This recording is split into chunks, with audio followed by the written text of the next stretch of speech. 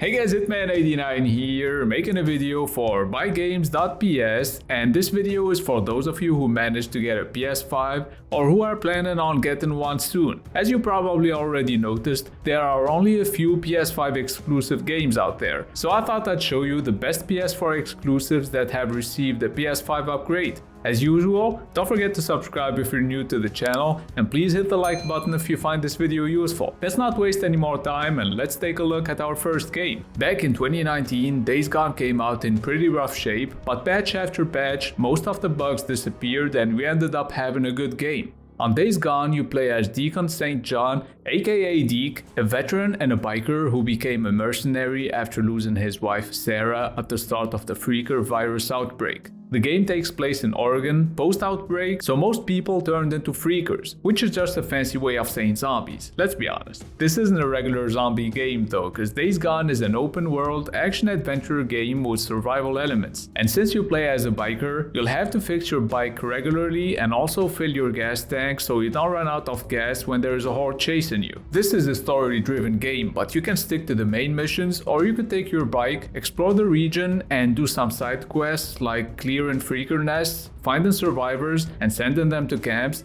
clearing enemy camps, and some other activities that you'll unlock as you play the game. Oh, and there is a crafting system that allows you to make bandages, ammo, Molotov cocktails, and some other stuff using all the items you find laying around or hidden in houses and vehicles. By the way, Freakers aren't the only threat out there. You will come across bandits who are usually on foot, but sometimes you'll also encounter bikers, wolves, and bears, so you can't just outrun them. The upgraded version runs at 60 frames per second and looks gorgeous, so if you bought Days Gone on PS4, and even if you finished it, I highly recommend you play it again on PS5. The second game I want to show you takes place in Japan, and more precisely on the island of Tsushima. This is Jin Sakai. He's the head of the Sakai clan and a samurai who faces an existential threat, the Mongol invasion of the island of Tsushima. Visually speaking, you've probably already noticed that Ghost of Tsushima doesn't saturate the screen with all kinds of information, and that's because it opts for a minimalistic HUD. So for example, instead of having a mini-map, you'll have to use the wind to guide you through the world. Ghost of Tsushima isn't just visually different. When it comes to the gameplay, for example, the combat system is technical and challenging. When you master it, every fight becomes a delight to the eyes, and beating the toughest opponents feels incredibly rewarding. When you're not killing Mongols though, you can ride your horse around the island and enjoy the beautiful scenery the game has to offer. But let's not forget about the one thing I hate about this game: unskippable cutscenes. No game should have this. Whenever there is a cutscene, I feel like there is a game developer sitting right behind me, holding my head, forcing me to look at the screen and watch the cutscene until the end. So on PS5 you still can't skip cutscenes, but at least you'll be able to enjoy them sweet 60 FPS. The third game I want to show you also came out in 2020, a month before Ghost of Tsushima,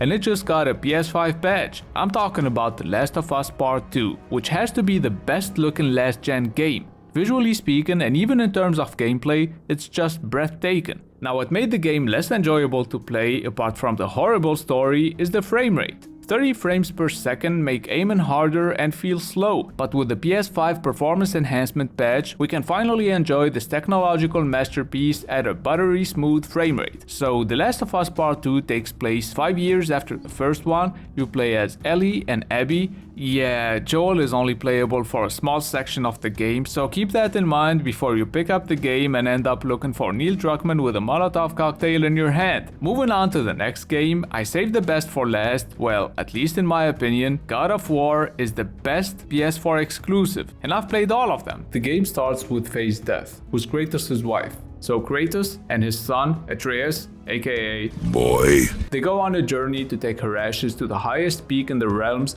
in order to fulfill her last wish. It's hard to believe we're looking at a 3-year-old game here. Everything still looks breathtaking. It's also one of the most polished PS4 games ever. I finished the game and only encountered one bug. Pretty impressive. Rebooting a series like God of War wasn't an easy task, but the devs did an amazing job. The father and son relationship between Kratos and Atreus is interesting, and he's a valuable ally in combat and for puzzles too, since he can read stone tablets for you. So there are puzzles to solve in between fights, hidden items to find, and tons of optional locations to discover. By the way, here exploration is always rewarded, sometimes with Quicksilver, some other times with runes that you can use to unlock new skills. You can also upgrade your gear at the blacksmith, and I don't know about you, but I really love these RPG elements. You know what else I love? The seamless transitions between cutscenes and gameplay. Everything in God of War was perfect, or almost. All the game really needed was 60 FPS, which weren't possible on PS4, but now it's possible on PS5. And even though I finished the game on PS4 back in 2018, I'm rediscovering it on PS5, and you should too.